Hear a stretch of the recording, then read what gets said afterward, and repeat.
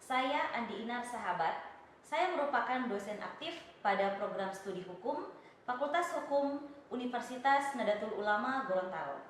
Pada kesempatan kali ini, saya akan memperkenalkan salah satu mata kuliah yang saya ampu, yaitu mata kuliah pengantar ilmu hukum dengan bobot 4 SKS. Adapun deskripsi dari mata kuliah ini adalah mata kuliah pengantar ilmu hukum memberikan landasan untuk mendukung mata kuliah lain sehingga memudahkan pemahaman mata kuliah hukum yang bukan pengantar lagi. Mata kuliah ini mempelajari dasar-dasar atau sendi-sendi hukum untuk mengantarkan mahasiswa yang mempelajari hukum ke arah yang sebenarnya. Berdasarkan deskripsi mata kuliah tersebut, maka capaian pembelajaran pada mata kuliah pengantar ilmu hukum adalah 1.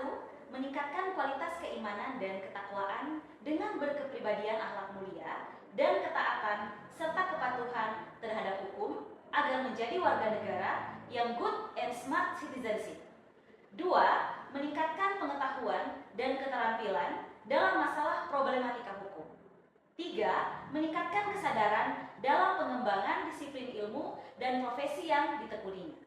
Dari CPMK tersebut, maka diturunkan menjadi sub CPMK, di mana pada sub CPMK ini digambarkan berbagai materi yang dipelajari dalam perkuliahan, yang meliputi 1.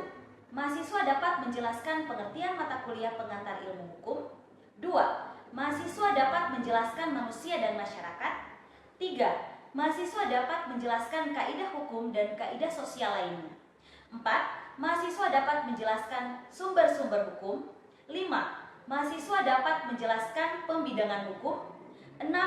Mahasiswa dapat menjelaskan macam-macam aliran hukum. 7. Mahasiswa dapat menjelaskan ilmu bantu hukum. 8. Mahasiswa dapat menjelaskan ilmu hukum sebagai ilmu pengertian hukum. 9.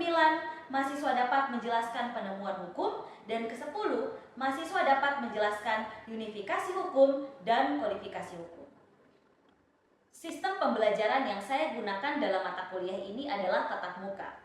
Adapun beberapa metode yang saya gunakan dalam perkuliahan ini adalah yang pertama ceramah, yang kedua diskusi kelompok, dan yang ketiga adalah case-based learning. Dalam perkuliahan ini, saya menggunakan beberapa metode penilaian. Yang pertama adalah penilaian presentasi, yang kedua adalah penilaian afektif, dan yang ketiga adalah penilaian laporan, baik dari tugas kelompok maupun individu. Dari keseluruhan penilaian instrumen tersebut, maka saya menentukan nilai akhir mahasiswa dengan melakukan pembobotan yang meliputi 1. Penilaian tugas afektif dan diskusi sebanyak 50%, yang kedua adalah case study sebanyak 20%, yang ketiga adalah ujian tengah semester sebanyak 15%, dan yang terakhir adalah ujian akhir semester sebanyak 15%. Demikianlah gambaran mata kuliah pengantar ilmu hukum yang saya ampu. Pada pembuatan video ini, semester Gasal telah berlangsung. Berikut adalah video pengajaran mata kuliah pengantar ilmu hukum pada pertemuan ke-9. Assalamualaikum warahmatullahi wabarakatuh. Waalaikumsalam warahmatullahi wabarakatuh. Apa kabarnya hari ini semuanya? Baik. Baik, alhamdulillah. Tidurnya bagus semalam? Alhamdulillah. Ada yang mimpi buruk? Oke. Semoga hari ini cerah ceria ya, dan kita bisa memulai perkuliahan dengan hati yang bahagia. Oke? Saya absen dulu ya sebelumnya. Abdul Rajak Konoli, Hadir. Arianti Esyatiti, Azhar Musyid Daud, Hadir. Basrin Suleman, Hadir. Nur Ilmi Mono Arfa, Nur Safika Pakaya, Wirdat, Hadir. Dian Dehi, Rudi Musa. Sakit ya?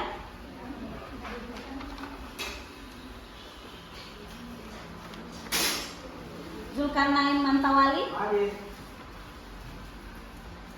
Berarti hari ini ada 3 orang ya yang tidak hadir ya? Ya. Oke.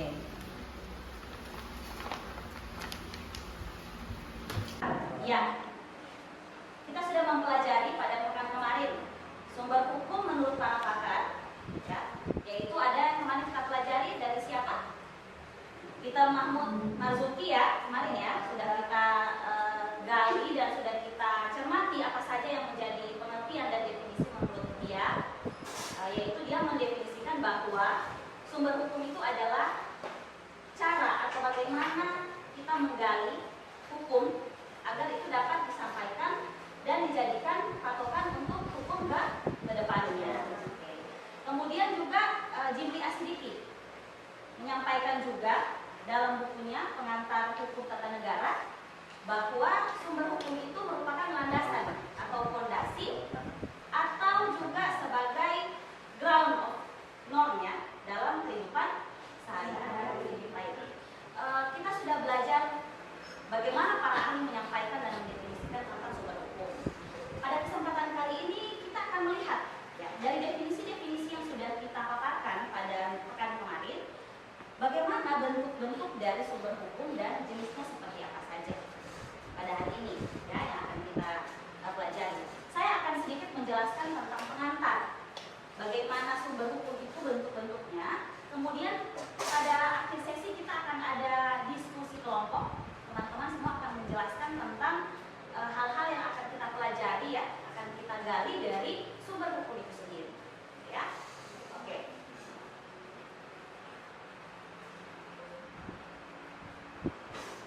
Jadi masih kita ulang kembali, kita review kembali supaya semuanya kita satu persepsi ya, satu frame terkait dengan sumber hukum ini. Jadi sumber hukum adalah asal usul dari undang-undang ya atau hukum itu sendiri, aturan mengikat yang memungkinkan warga negara untuk mengatur wilayahnya dan tindakan warganya. Seperti yang kita tahu bahwa hukum mengatur setiap tindak tanduk sikap ya dan tindakan dari setiap warga negara. Olehnya, dari mana hukum itu? Dari mana hukum yang mengatur warga negara itu? Dari mana hukum yang mengatur setiap perbuatan dan tingkah laku dari warga negara itu? Itu yang disebut dengan sumber hukum. Ya.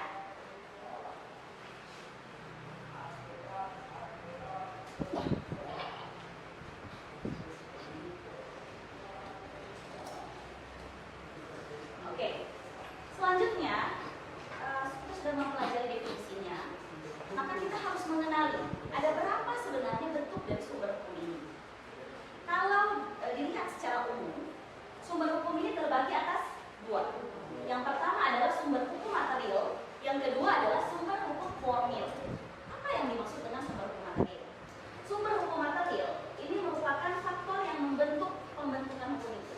Jadi kalau bisa dijabarkan bahwa dari materialnya ini kita bisa melihat isi dari sumbernya, dilihat dan dikaji dari isinya, sehingga kita bisa melihat ada beberapa faktor yang mempengaruhi dalam kehidupan sehari-hari, yaitu faktor sosial, politik, ya, ekonomi, dan budaya dari sebuah wilayah seperti itu. Kemudian kalau sumber hukum formil ini dilihat dari cara terbentuknya hukum tersebut, sehingga terdefinisikan atau terafiliasikan dalam beberapa bentuk, yaitu misalnya undang-undang, kebiasaan, traktat, jurisprudensi, dan beberapa bentuk lainnya. Nah, kita mulai masuk pada sumber hukum formil supaya teman-teman bisa lebih memahami bagaimana sih sebenarnya pendekatan dari sumber hukum formil ini. Ya. Nah, sumber hukum material, maksudnya sumber hukum material ya. Kita mulai dari sumber hukum material. Tadi kan saya bilang sumber hukum material ini kita fokus pada isinya, ya, isi terbentuknya hukum itu. Jadi misalnya nih, ada yang bawa motor nih ke kampus, ada ya? Ada yang bawa motor? Misalnya si Abdul Raja Konoli ke kampus bawa motor, tapi dia tidak pakai helm, ya? Dia lewat di perempatan lampu merah, ditilanglah dia, gitu kan? Nah, hukum apa yang berlaku ke dia? Undang-undang apa? Lalu lintas, ya, undang-undang lintas berlaku ke Abdul Raja Konoli karena tidak menggunakan helm. Nah, kalau kita melihat dari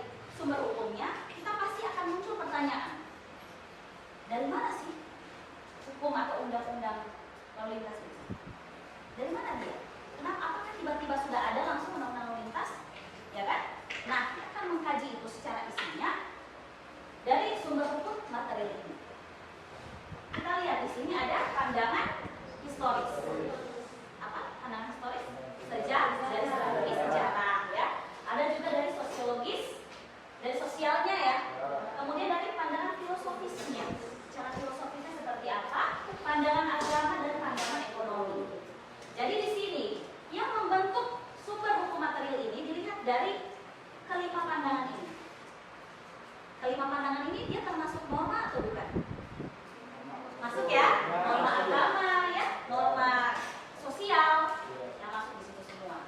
Berarti akar dari sumber hukum material ya,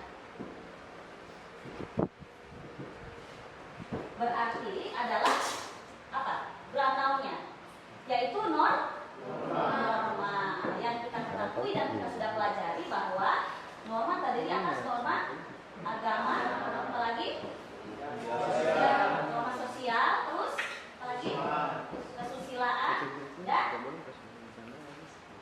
apalagi kesopanan, dan terakhir adalah norma hukum. Oke. Jadi sumber hukum material ini ya, groundnya atau dasarnya itu adalah norma. Kalau kita lihat di sini ada historis. Kalau historis tadi sejarah. Jadi kalau kayak tadi si Abdul Raja Ponoli itu lahirnya undang-undang lalu lintas, kita akan lihat dari sejarahnya. Kita akan gali dia di sejarahnya, ada undang-undang sebelum itu apakah ada undang-undang sebelum itu? Ya, karena kan undang-undang ini dia selalu ada revisi, ada perubahan ya, sehingga dari aspek sejarah itu yang akan menentukan mengapa sebuah aturan perundang-undang berubah. Itu dari aspek historis.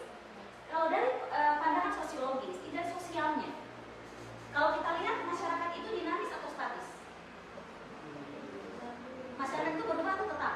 Berubah ya, ya kan? Kalau kayak Arianti yang dulunya misalnya tidak pakai skincare ya, sekarang sudah berubah dia, sudah ada skincare, membuat jadi glowing ya.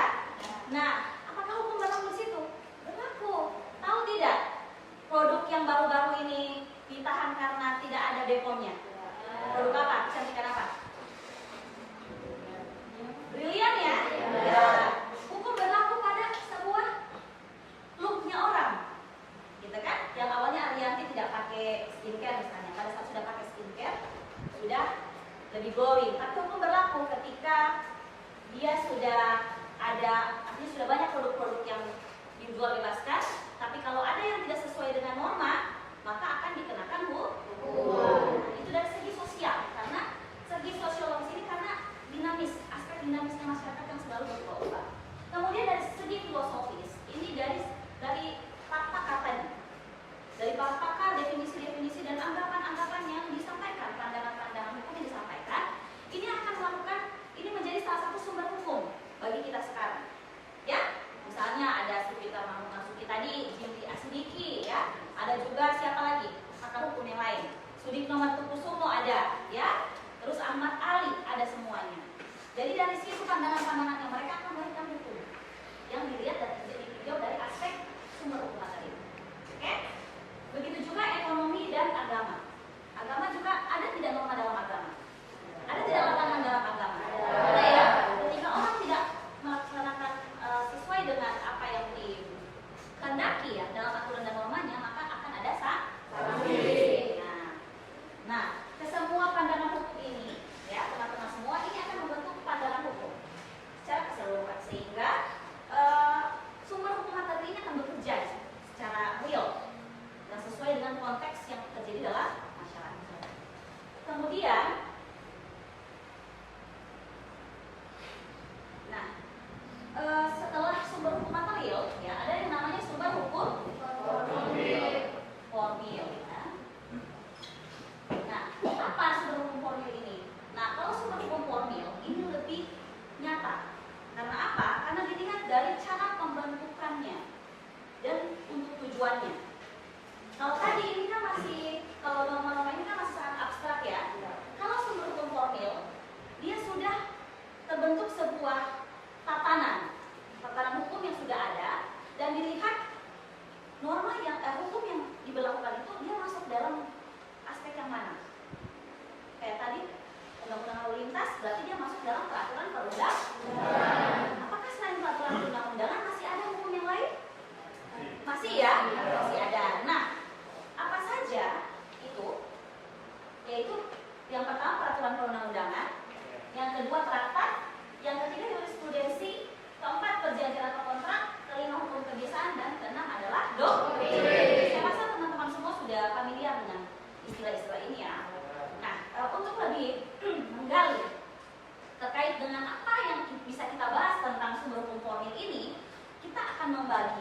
dalam sebuah diskusi kelompok ya. Teman-teman semua akan saya bagi menjadi 6 kelompok, akan membahas secara berurutan terkait dengan jenis-jenis sumber hukum formil ini. Oke ya. Jadi silakan membagi, disesuaikan dengan ini saja, tempat duduk saja supaya tidak terlalu sangat kemari ya.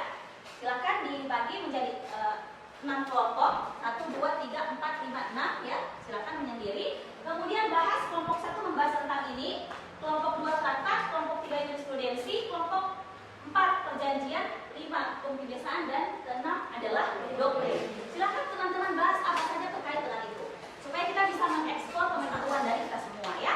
Saya berikan waktu selama 10 menit, kemudian kita akan presentasi masing-masing.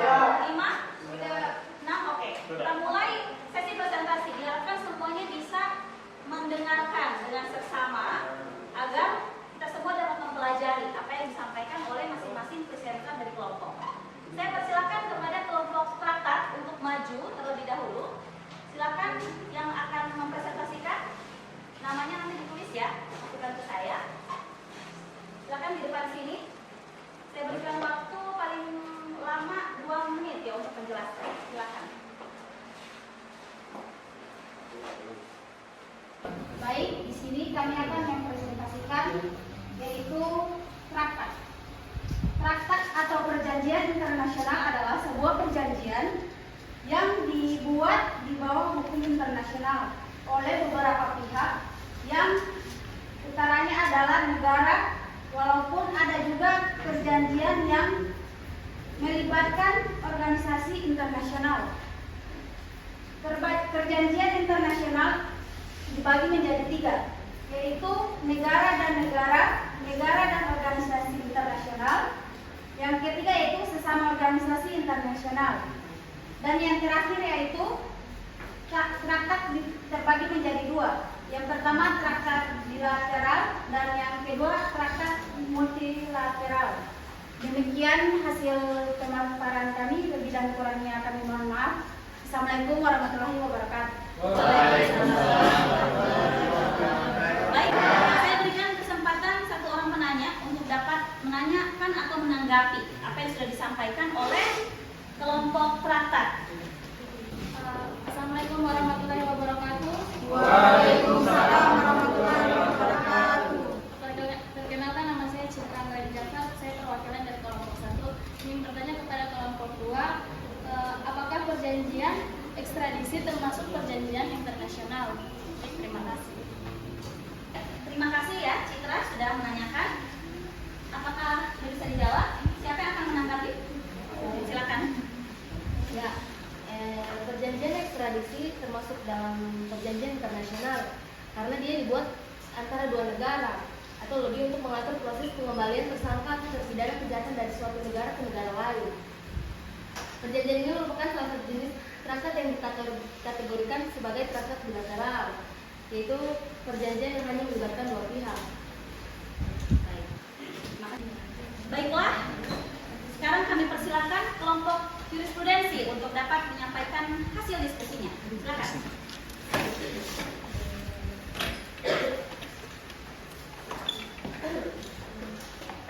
Saya akan mempresentasikan yaitu jurisprudensi.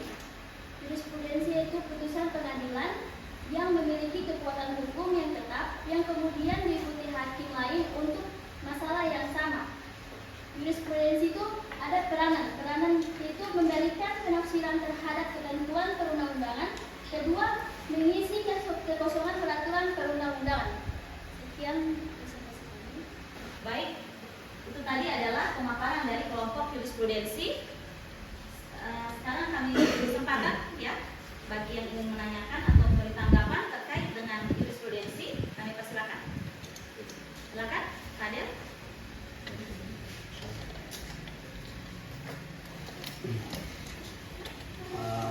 Baik, terima kasih. Saya perwakilan dari kelompok M kepada kelompok jurisprudensi. Mengenai tentang jurisprudensi, yaitu pertanyaan saya, apakah putusan hakim terdahulu masih tetap digunakan untuk kasus modus yang sekarang? Terima kasih. Baik, silakan. Izin menjawab. Dia masih harus dicek kecocokannya. Apabila case kasusnya sama dan masih dapat dijadikan rujukan, tapi kalau case kasusnya berbeda, maka jurisprudensi tidak bisa diberlakukan begitu. Terima kasih. Terima kasih. Jadi sudah bisa diterima? Baik. Kita berikan aplaus untuk kelompok.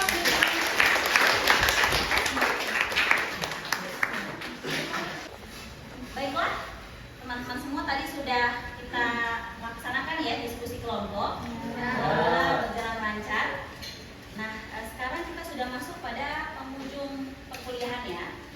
Sebelum kita mengakhiri sesi perkuliahan ini, saya meminta satu orang untuk dapat memberikan kesimpulan atas materi yang sudah kita pelajari pada hari ini. Silakan, siapa yang ingin? Baik, silakan Adija. Jadi kesimpulannya itu sumber hukum merupakan landasan atau dasar ditemukannya sebuah hukum. Sumber hukum terbagi menjadi dua bentuk, yaitu yang pertama sumber hukum material yang ditinjau dari aspek isi, yang kedua sumber hukum formil yang ditinjau dari aspek pembentukan.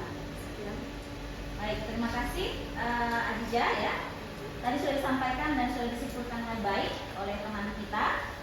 Memang hari ini kita mempelajari pelajaran yang lanjutan dari pekan kemarin ya. Hari ini kita mempelajari tentang macam-macam sumber hukum, dan tadi bentuk-bentuk sumber hukum kalian sudah menjelaskan tadi dalam kelompok masing-masing. Semuanya sudah paham ya? Baik, untuk dapat lebih ya memberikan pemahaman pada kalian semua, saya akan memberikan tugas individu. Ya, tugas individu nanti akan kita kumpulkan di minggu depan. Kalian nanti harus mencari lagi apa kira-kira tata urutan perundang-undangan yang berlaku di Indonesia sesuai dengan aturan yang terbaru saat ini tentang peraturan pembentukan peraturan perundang-undangan. Jadi silakan dicari ya, dijabarkan, dijelaskan, dan nanti dibuatkan paper, kumpulkan minggu depan. Baik ya, seperti itu. Nah, terima kasih hari ini semuanya sudah sangat aktif ya, sudah sangat bersemangat untuk melakukan perkuliahan, beraktivitas bersama dalam perkuliahan mata kuliah pengantar ilmu hukum ya. Sampai jumpa lagi. Semoga kita sehat selalu. Wassalamualaikum warahmatullahi wabarakatuh. Waalaikumsalam.